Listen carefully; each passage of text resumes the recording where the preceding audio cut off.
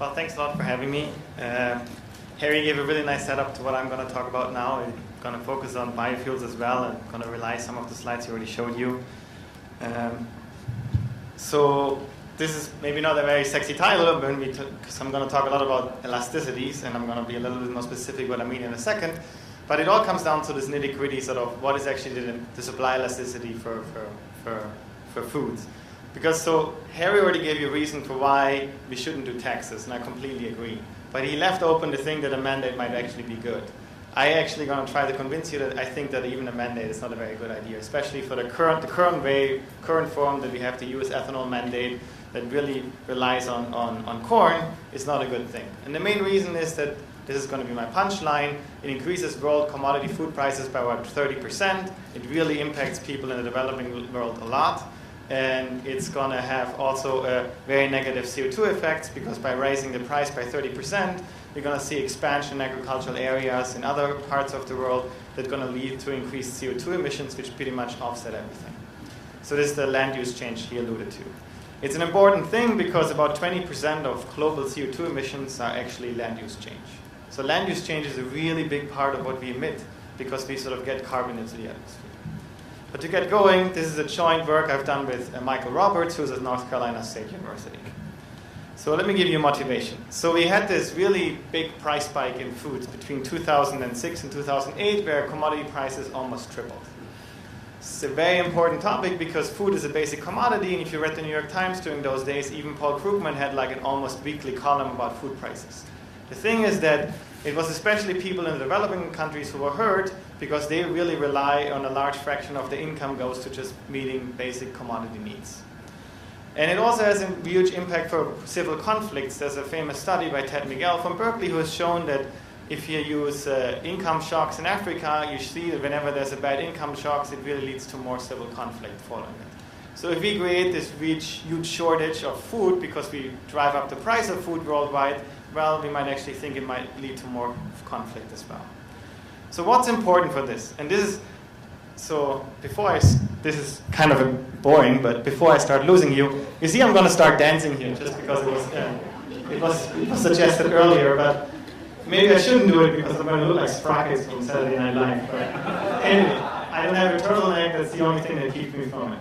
But to get this thing motivated, and what I'm going to try doing here is we're going to aggregate maize, wheat, rice, and soybeans. The reason why we aggregate this is we're going to do a global analysis here. It turns out that those four basic commodities constitute about 75% of the calories that we consume. So if you do a standard sort of economic thing, so if you're not an economist, on the x-axis we have quantity, on the y-axis we have the price, and you usually say, well, if the price goes up, more and more firms or companies are willing to supply something, so we have an upward sloping supply curve. We have a downward sloping demand curve, because if things get more and more expensive, less and less people are willing to buy it. Very simple stuff. The problem is we have things that shift the supply curve, and we have things that shift the demand curve. And if you shift them both at the same time, and then you connect equilibrium prices, what you're going to see is you're going to get something that's neither supply nor demand. So just connecting demand and quantity equilibria over time, you're going to get this murky thing in the middle that's neither supply nor demand. And the important thing that you're going to see is if those things shift jointly, you're going to get something that's biased to being sort of completely vertical. And that means it's completely inelastic. By completely inelastic, it means if you change the price, you're not going to change much the quantity.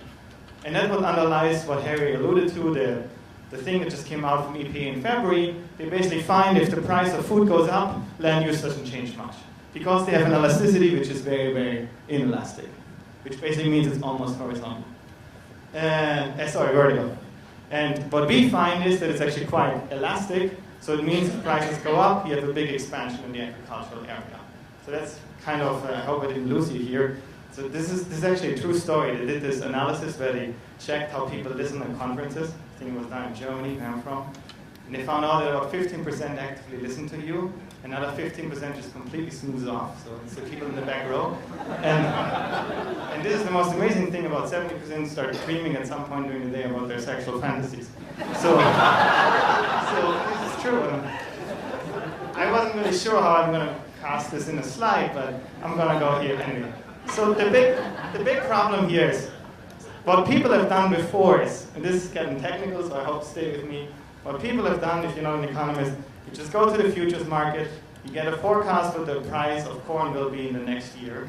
You regress the supply in the next year on the price. So this is trying to figure out the supply curve. Regressing prices on, quantities on prices. The problem there is the price is endogenous, what we call as economists. It's part of the system. And here's an example. We had the soybean rust about 3 years ago.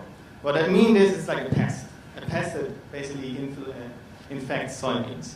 So what you realize is that while farmers knew, we're going to have less of a harvest because there's this pest outbreak. So if we have less of a harvest, what happens to price? Well, price goes up. Well, if price goes up, and on the other hand, what happened too is they planted less because they know, there's going to be this pest outbreak in soybeans. I'm not going to plant soybeans this year, I'm going to plant corn instead. So what happens here, if you go back to this graph, is you basically had this inward shift here, which is basically the shift because of the pest. And you realize that you have a higher price and a lower quantity. And the important thing is that's not movement along the supply curve. It was a shift of the supply curve because of the outbreak. So that meant if you just use sort of the standard analysis and link those quantities and supplies, you actually get a downward sloping supply curve, which makes no sense. So what we've done here is we're trying to instrument this thing to estimate basically demand and supply. So it's a lot of statistics, but what does this whole instrumenting basically mean? So I don't know, do you guys play board games? Anybody? You watch too many Michigan State against Michigan reruns. You should play board games. Because one thing you realize if you play board games is there's often people who show up always together, at least when I play board games. And they always play together, right? Like a couple that always plays together. So if I'm going to ask you who of them, if you play Trivial Pursuit, is the smart one. You're not going to be able to tell me because they always show up together, right? So what you want to do is, to answer this question, you're going to come up with some source where you force them to break up. So one time you only observe like the husband, and one time you only observe the wife, and then you see how they do when they pair with other people. And that allows you to tell you who the really true person is who's smart, right? So what we're doing here is we have shifts that shift both supply and demand, and you have this middle thing in the middle. And what instrumenting basically does is you're kind of going to come up with something where you can show it only impacts the supply, or it only impacts the demand and not the other one. It's like I'm only going to look at the husband, or I'm only going to look at the wife, and I basically disregard the other one, and I can basically therefore know who the smart one of the team is. That's all that we're basically doing here, in sort of easy words. And what the effect then is, what we're going to find out here is that the US ethanol mandate as it stands currently is actually an outward shift because you need additional calories to produce the ethanol. It results in a 30% increase of world food prices, and it also results in more quantity being produced. And again, it completely depends on the supply elasticity.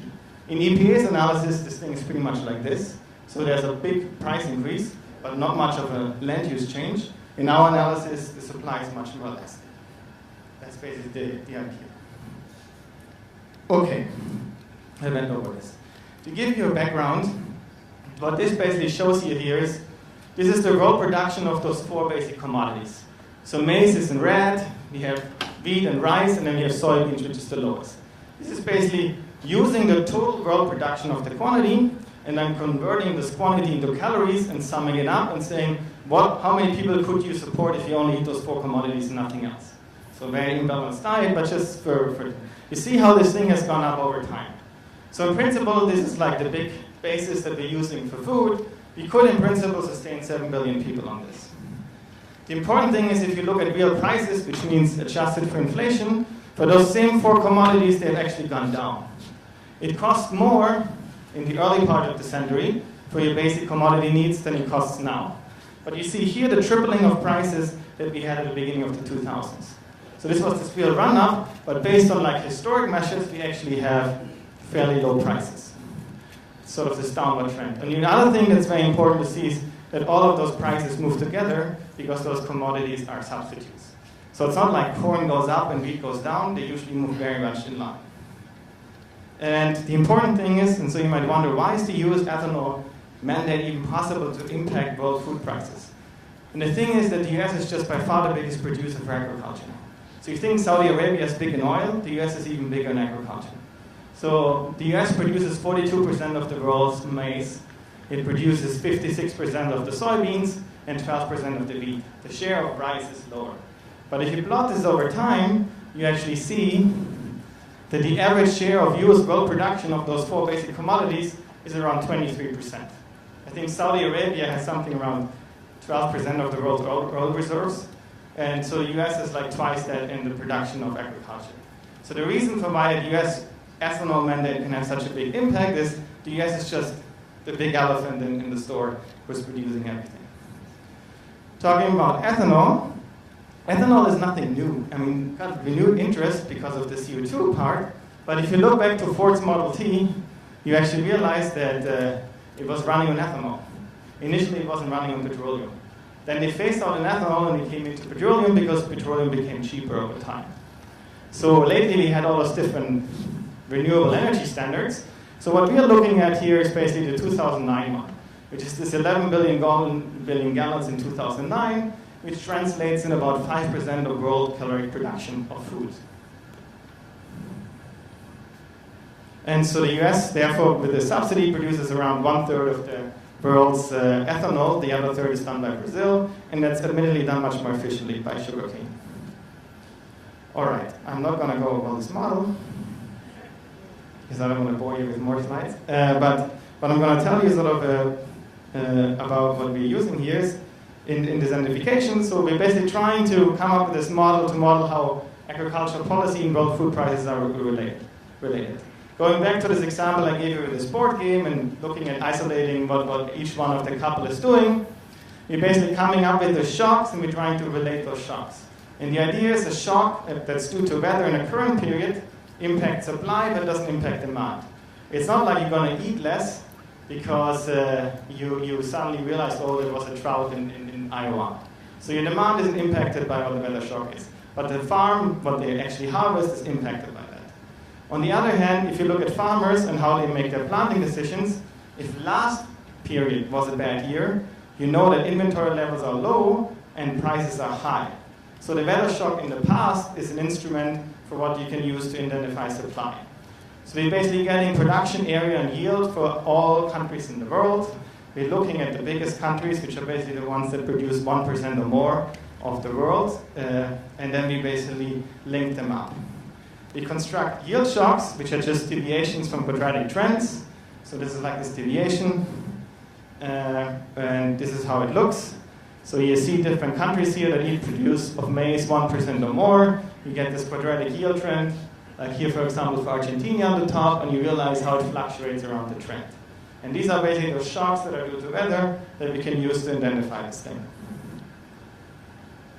We link that with price data. I've shown you this already earlier that showed that it's been generally downward trending. And so here are the results. So what this is sort of showing you here is it's going to be different specification, basically different columns to show you each different regressions. I'm going to try to convince you that the results don't really depend on what specification we're using. And what you get here in the top row is basically the demand elasticity.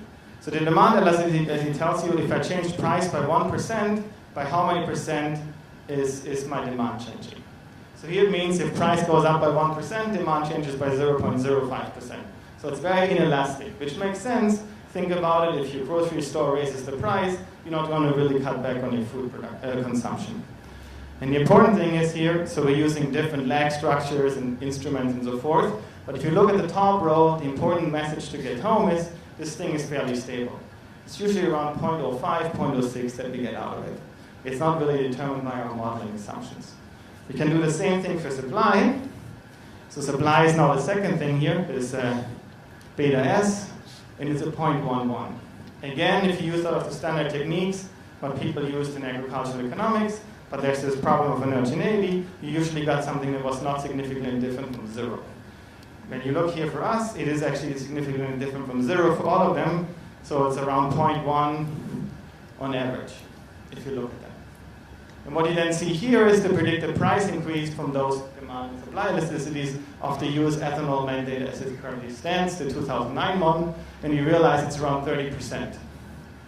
So those numbers fluctuate a little bit around, might be 27%, might be 32, so don't nail me down on that, but it's something around the 30, roughly. And I can show you for comparison. This is what, if you're interested, so I'm going to lose some people here, but if you interested in what people have done before, so this is sort of replicating the standard thing that people have done before, which is basically you do not instrument this. You don't look at what each couple is sort of responsible for. You see that the supply elasticity here is very close to 0 instead of the 0.1 or 0.2. So what this implies is this sort of a two-edged sword. So let's talk about supply elasticity, because having an elastic supply is both good and bad. The more inelastic the supply is, the higher the price increase. So you realize here the predicted price increase is actually higher. It's around 80 to 100%, so it's even larger.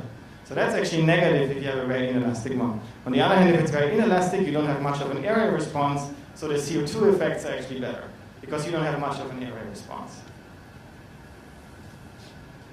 So showing you this area response is then the next step. You actually see here, if you again look at the price, what actually happens to the world production area if you look at those yield shocks and how they react to those price shocks. And you see that for a 1% price increase, the agricultural growing area in the world goes up by around 7 to 8%. And the important thing to notice here is that there's actually huge heterogeneity among countries. In the United States, this thing's even bigger. It's around 0.3, so a fairly large supply elasticity. In Brazil, it's pretty big too. It's also around 3. But in other countries which are not as much of exporters, like China, it's only around 0.3 to 0.03 to 0.07. So the elasticity of who's going to respond and increase their growing area depends very much by country.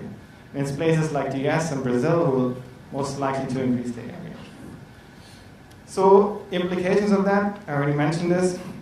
So the ethanol mandate, remember, because the US produces 23%, it's going to go up by 5% of world production. If you have the one as we have with the 11 billion gallons, food prices are predicted to increase by 30%. So what you see here is if you have a food price increase by 30%, you get this deadweight loss, which is basically the loss to consumers. So one thing that's important to note is there's a huge producer surplus increase on the other hand, which we're not considering here. So this is not the net effect of the policy. All what we want to highlight here is what's actually the effect of this on consumers worldwide. And if you look at that area, it's actually an astonishingly large 155 billion annually.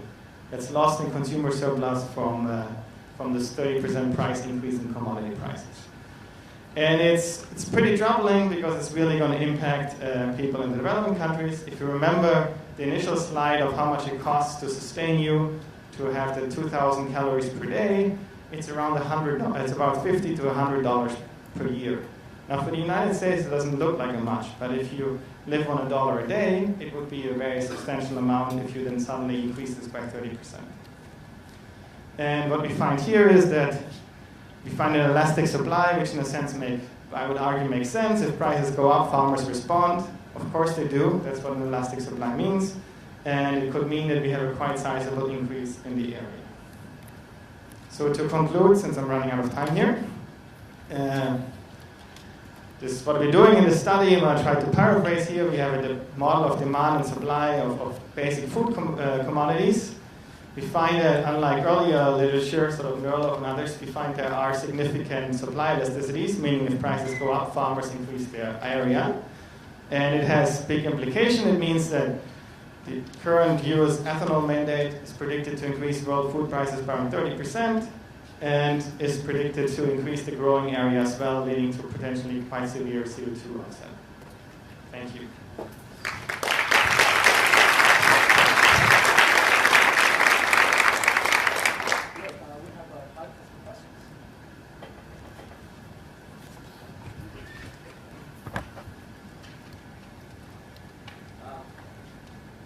Corn growers are pointing to this year's surplus crop and the low corn prices as an indicator of the problem of demand being too low and that farmers can't actually make a living with corn prices where they are, at least this year. Is there anything to that argument? And is there a need to have a price of corn high enough that farmers make a living, or that you have an increasing supply of those commodities as the world demand for those commodities goes up? So, I mean, if you have a competitive equilibrium, we should have farmers entering and exiting and, as it becomes profitable for them. So it's true that this has been a tough year, but it's mainly because there was this huge run-up in prices. So if you look at sort of a long-term measure of farm healthiness, like farmland prices, which sort of capitalize expectations for the future, between 2006 and 2006, they all doubled farmland prices. It went up like crazy because it was a bonanza, it was a really good time. So now markets, because of the recession and other things, have kind of collapsed a little bit, so there's definitely downward correction. So I'm not denying that some people might have, because you think if prices, this is sort of like the supply argument, right? If you think prices are that high, I'm willing to go out and buy new equipment, do other things. In retrospect, if the price turns out to be lower, it might have been a deficit. So the market equilibrium is given where farmers should make the economic profit that sustains them in the market. This is a particular bad year, but not one of the worst, but it was partly because there was such a large increase in prices at first that I think made it that farmers maybe went a little bit too far and there has to be a correction here. The good point to notice is farming in the US, there are some distortions because of subsidies, but the last couple of years where prices were that high, those weren't really binding, like the minimum prices, kind of floor prices or so forth. And the US is the biggest player, like 1/3 of the corn production gets exported, most of it actually to China for feedlots. So it is profitable to farm here, otherwise they wouldn't be exporting so much. Can you go back to the supply and demand curve that shows the 30%? Oh, wrong there. That was my thing. This one? Yeah. So you're saying that the increase in supply,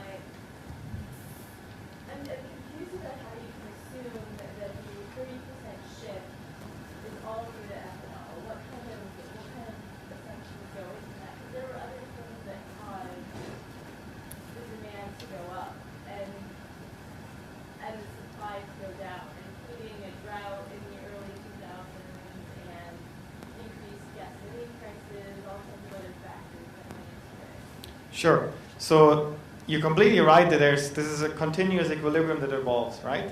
So what we're using here for this, is based on what the production is of total calories, and we're requiring 11 billion gallons of ethanol from corn. What's the conversion ratio using like the average number of gallons of ethanol you get per bushel of corn? We can basically get what amount of corn you need to take out of the market to meet that mandate. And that's basically that 5% shift out here. And so the idea is, what's the pure effect of those 5%? And that, using this linearized curves, is like a 30% price increase. That is, of course, on top of everything else that's going on.